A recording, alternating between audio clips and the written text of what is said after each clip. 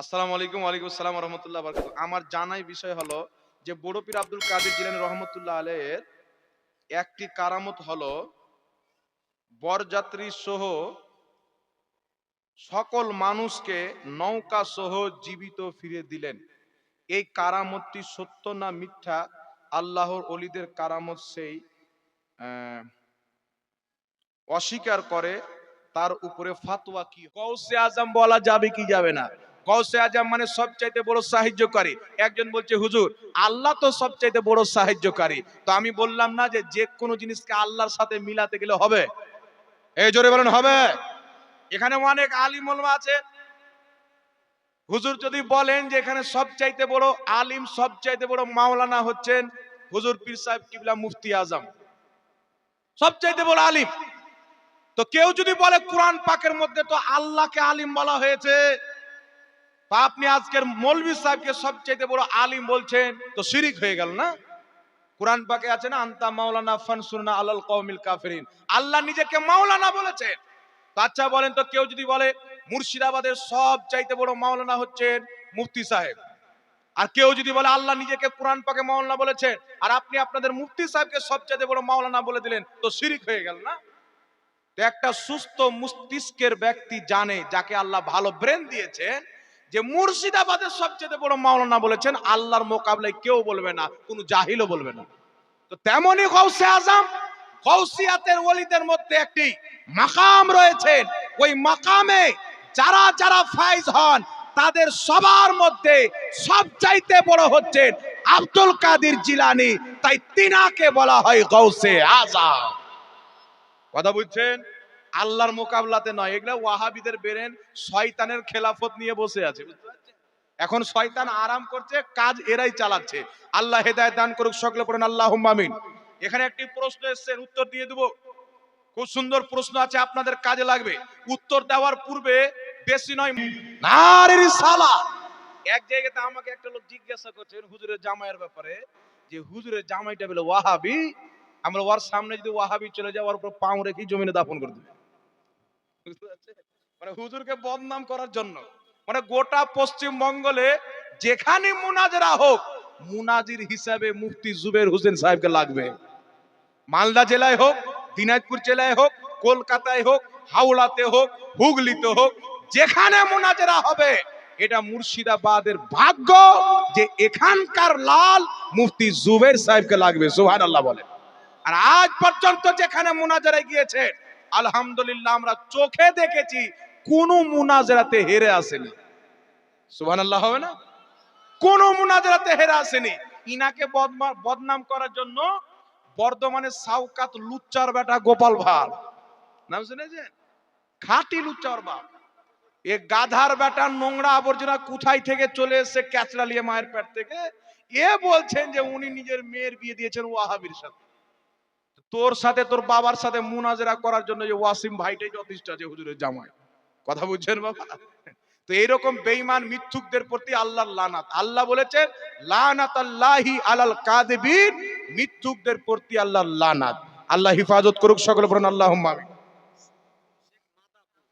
শরীফুল শেখ মাদাপুর থেকে 1000 টাকা। নারে তাকবীর, নারে রিসালাত, মাসলাকে আলা হযরত শরীফুল শেখ মাদাপুর থেকে 1000 টাকার দাতা, জোরে বলেন জিন্দাবাদ। মাশাআল্লাহ।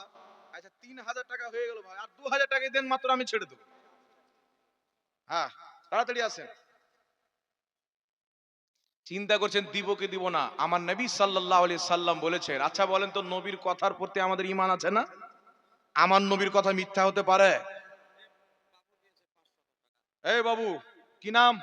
আমিও বাবু, আমার বড় ভাইয়ের চেয়ে বড় হবে। কি নাম ভাই আপনার?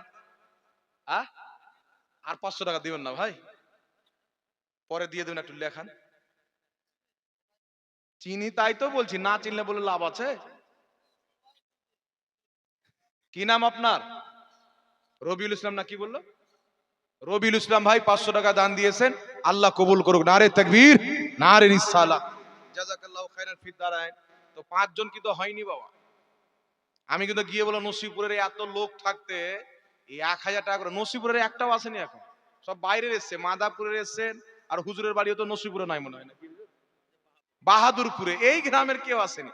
তিনটা লোক নসিপুরের 1000 করে নাই? এই নসিপুরের কেউ নাই এখানে? তোবা তোবা, এত বড় মাদ্রাসা নসিপুরের লোক সব বাইরের টাকা দিয়ে চালায়? হবে ইনশাআল্লাহ। অপেক্ষা করি হুজুর, আপনার মতন ছোট মৌলবীকে দেব না, বড় মৌলবী সব দেশের টাকা দিয়ে চলে। আমি তো জানি হুজুর, শুনেছি। দেন, টাকা দিবেন নাকি? টাকা দিলে আমাকে দেন। কি নাম আপনার? ইউনুস আলী। এখানে বাড়ি নসিপুর? এই মাশাআল্লাহ, নসিপুরের ইউনুস আলী সাহেব 3000 টাকা। ঠিক আছে হুজুর। আমাদের প্রাক্তন সেক্রেটারি সাহেব ছিলেন। হ্যাঁ হ্যাঁ, মাশাআল্লাহ, প্রাক্তন সেক্রেটারি সাহেব ছিলেন মাদ্রাসায়, 3000 টাকা দান। উনি ইন্তেকাল করেছেন, ওনার ভাই। নারে তাকবীর, নারে রিসালাত। 3000 টাকার দাতা। ভাইয়ের নামটা বলেন। নামটা কি হুজুর? ইউনুস আলী সাহেব, 3000 টাকা। আপনার নাম কি? বাড়ি সোদপুর থেকে মোহাম্মদ ইউসুফ। মোহাম্মদ ইউসুফ থেকে 1000 টাকা। নারে তাকবীর, নারে রিসালাত। মোহাম্মদ ইউসুফ সাহেব সোদপুর থেকে 1000 টাকার দাতা। জোরে বল জিন্দাবাদ। আল্লাহ পাক কবুল করুক। জাযাকাল্লাহু খাইরান ফিদ দারাইন। তো হুজুর, এই কি নাম বাবু? কে দিল? একটাই মেয়ে আছে, সবটি তো মেয়েই বসে আছে। তো বলেন একটু, এই মা বোনদের কাছে না চাইলে দিবে না। একজন মা আমার 500 টাকা দিয়েছেন। আরো অনেক মা আছেন, আপনারা লক্ষ্মী ভাড়ের হাফ করে টাকা দেন, ইনশাআল্লাহ লক্ষ্মী ভাড়ের টাকা আগামী বছর বেড়ে যাবে। হুজুরের ভাগ নাই 1000 টাকা। নাম কি হুজুর? নূর আমিন। বাড়ি হুজুর? ভগবান গোলা থেকে হুজুরের ভাগ্নে নূর আমিন। ভগবানপুর? ভগবানপুর আছে, ভগবান শুনতে ভগবান বলে মনে হয়। ভগবানপুর থেকে হুজুরের ভাগ্নে নূর আলী সাহেব, নূর আলম সাহেব 1000 টাকার দাতা। একটু নারা লাগান। নারে তাকবীর, নারে রিসালাত। ভগবানপুর থেকে নূর আমিন সাহেব 1000 টাকার দাতা। বলেন জিন্দাবাদ। এই মাশাআল্লাহ, আরেকজন মা 200 টাকা। নারে তাকবীর, নারে রিসালাত। মাশাআল্লাহ, যাক আলহামদুলিল্লাহ। এটা একটু বলে দিই, বলে দিই। আসসালামু আলাইকুম। ওয়ালাইকুম আসসালাম ওয়া রাহমাতুল্লাহি ওয়া বারাকাতুহু। আমার জানাই বিষয় হলো যে বড় পীর আব্দুল কাদের জিলানী রহমাতুল্লাহ আলাইহির একটি কারামত হলো বরযাত্রী সহ সকল মানুষকে নৌকা সহ জীবিত ফিরে দিলেন। এই কারামতটি সত্য না মিথ্যা, আল্লাহর ওলিদের কারামত সেই অস্বীকার করে, তার উপরে ফাতোয়া কি হবে? যেখানে এটা জিজ্ঞেস, এই আরেকজন মা 200 টাকা দিয়েছে। জাযাকাল্লাহু খাইরান ফিদ দারাইন। আর আমাকে দিয়েন না, হুজুরকে দিবেন। এর উত্তরটা আমি দিচ্ছি না, হুজুর দিয়ে দিবেন। হুজুর, জাযাকাল্লাহু খাইরান ফিদ দারাইন। আসসালামু আলাইকুম ওয়া রাহমাতুল্লাহি ওয়া বারাকাতুহু।